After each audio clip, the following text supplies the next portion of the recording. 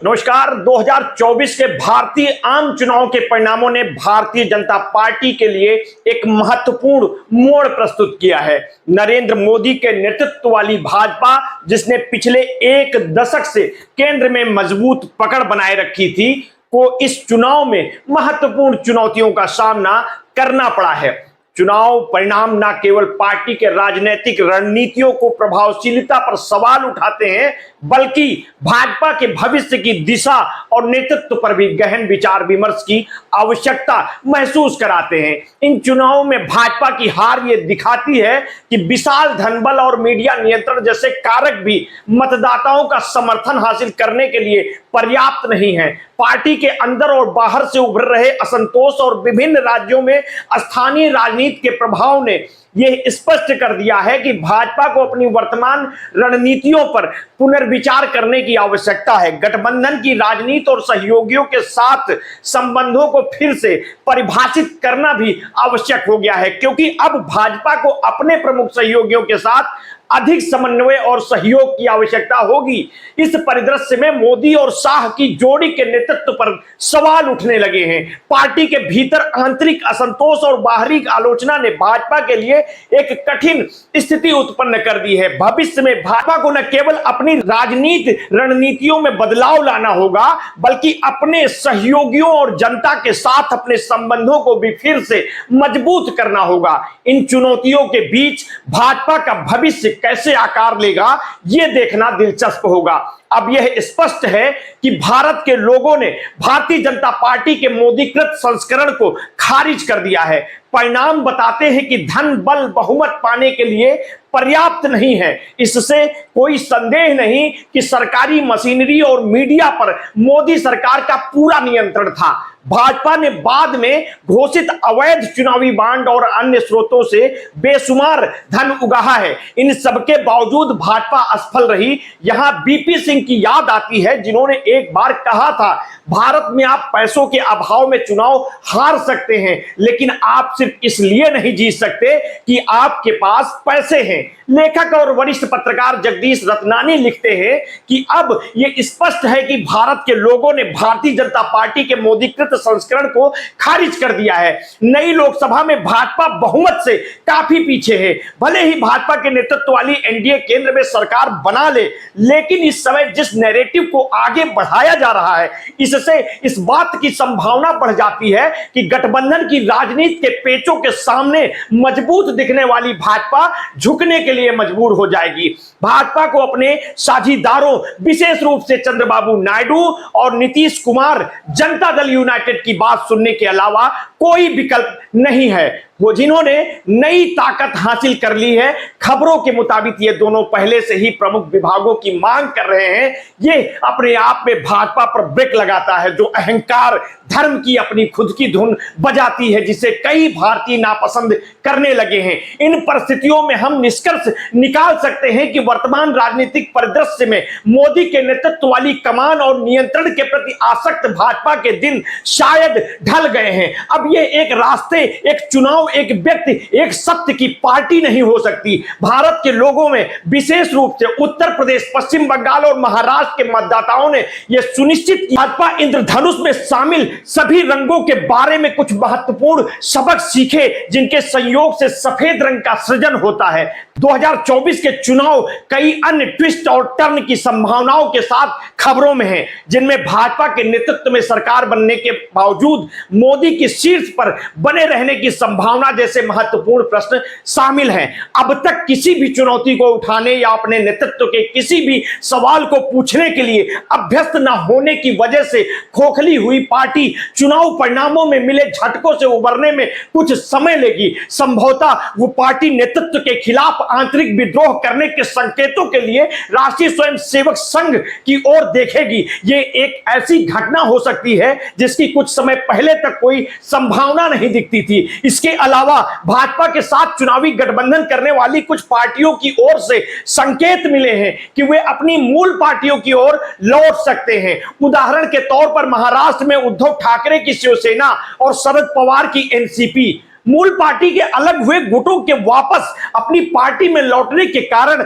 NDA के सिकुड़ने की संभावनाएं बढ़ जाती हैं। रिपोर्टों के अनुसार भाजपा के साथ गठबंधन करने वाली शिवसेना शिंदे के नवनिर्वाचित सांसद और विधायक उद्धव ठाकरे की शिवसेना के संपर्क में है। शिवसेना उद्धव गुट भाजपा के खिलाफ और आईएनडीआईए गठबंधन के साथ है। इस बात की भी संभावना है कि चुनावी परिणामों से डरे हुए नरेंद्र मोदी अधिक नियंत्रण हासिल करने और विपक्ष को कोसने के साथ साथ प्रतिशोध की राजनीति को दोगुना करने की कोशिश जरूर करेंगे।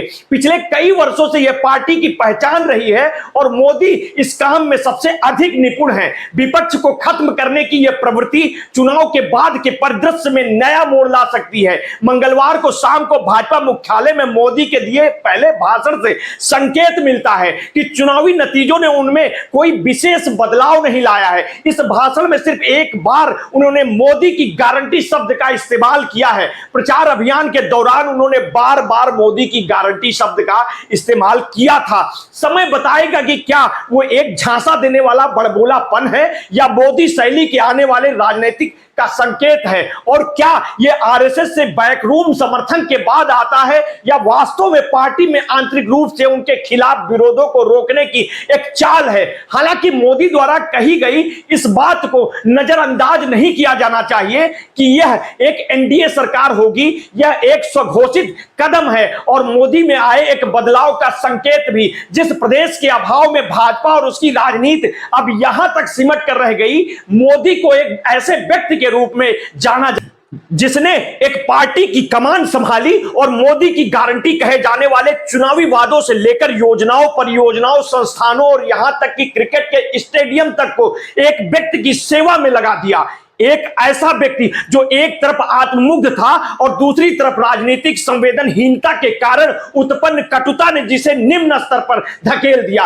कभी नेतृत्व के व्यापकता का दावा करने वाली पार्टी पर कब्जा, मोदी का गुणगान करने वालों की तरक्की देना और लाइमलाइट में रहने के लिए सांप्रदायिकता का इस्तेमाल सत्ता के शॉर्टकट के रूप में किया जाता था। यह सब तथाकथित मोदी जादू के मिथक का निर्माण करने वाली कहानी का एकमात्र हिस्सा है। चूंकि ये सब मोदी और उनके भरोसेमंद नंबर 2 गृह मंत्री अमित शाह से जुड़ा था, इसलिए चुनाव में जो कुछ भी गलत हुआ उसका दोष इन दोनों के कंधों पर भी होगा, जिन्हें मजाकिया तौर पर भाजपा के डेढ़ नेतृत्व के रूप में जाना जाता है। इसका भी उल्लेख करना असंगत नहीं होगा कि भाजपा के स्वघोषित लक्ष्यों से पतन का एक बड़ा हिस्सा सीधे तौर पर डेढ़ नेतृत्व के अहंकार से जुड़ा हुआ है। महाराष्ट्र इसका एक उदाहरण है। मोदी ने शरद पवार को भटकती आत्मा कहा क्योंकि पवार के परिवार में दरार पड़ गई थी। उन्होंने बाल ठाकरे के बेटे उद्धव ठाकरे को नकली वारिस या फर्जी कहा, जिसके कारण भाजपा द्वारा पैदा किए गए राजनीतिक विभाजन में जहर के नए स्तर को भर दिया। फिर भी ये मोदी शाह की जोड़ी ने महाराष्ट्र में पिछले विधानसभा चुनाव के बाद ठाकरे को और एक कार्यकाल के लिए मुख्यमंत्री बने रहने दिया होता तो इस सब की कोई जरूरत नहीं पड़ती। पद देने से इनकार करने उन्होंने ठाकरे को कांग्रेस एनसीपी से दोस्ती करने के लिए मजबूर किया, और जब ठाकरे ने राज्य में सरकार बनाई तो भाजपा ने शिवसेना नेताओं के पीछे अपनी जांच एजेंसियों को लगा दिया। ऐसा कहा जाता है भाजपा ने अंततः सरकार बनाने के लिए शिवसेना को विभाजित कर दिया। एक वरिष्ठ राजनीतिक साथी से अपेक्षित है कि वो शालीनता और परस्पर सम्मान के साथ पेश आए, लेकिन भाजपा ने अल्पकालिक लाभ, दीर्घकालिक विस्तार तथा जमीनी स्तर से राजनीतिक कार्य की कीमत पर यह हासिल किया है। इसी दृष्टिकोण से साथ अन्य भागीदारों के साथ भी भाजपा इसी तरह खेल रही है, जिसके कारण भाजपा और नेतृत्व पर भरोसा नहीं किया जाता। इसे गंदी चालें खेलने वाले खिलाड़ी के रूप में देखा जाता है और भागीदारों का उपयोग केवल उन्हें निगलने के लिए करता है। यह सर्वज्ञात है कि चंद्रबाबू नायडू वास्तव में भाजपा के नेतृत्व में विशेष रूप से मोदी के प्रति अच्छी भावना नहीं रखते। यह सच है कि इन चुनावों में भाजपा के साथ उनका गठबंधन था, लेकिन भाजपा के साथ अधिकांश गठबंधन राजनीतिक मजबूरियों में और मोदी की जांच एजेंसियों द्वारा उत्पीड़न के खतरे से बचने के लिए किए गए हैं।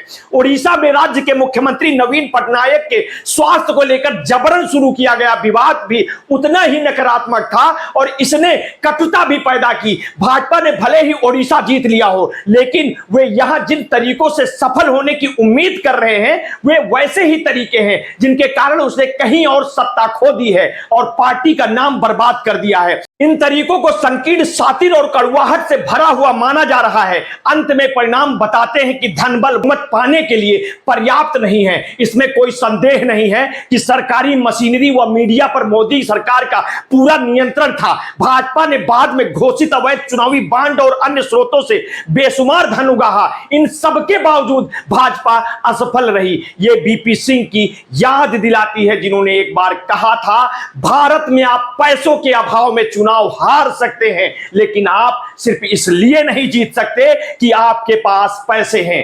राजनीति का दौर तौर तरीका बदल चुका है। नेताओं ने अपना स्वभाव बदला तो मतदाता भी पीछे नहीं है। दोनों एक दूसरे को पार करके आगे निकलने की होड़ में हैं। ईमानदारी दोनों में नहीं है। खैर, मिलते हैं जल्दी ही अपनी अगली स्टोरी के साथ। आपने अगर अभी तक हमारे इस चैनल को सब्सक्राइब नहीं किया है तो कर लीजिए, बेल आइकन दबाना ना भूलिए। अपने स्वास्थ्य के प्रति सचेत रहिए, सजग रहिए, अपना ध्यान रखिए। बहुत बहुत धन्यवाद। साधुवाद।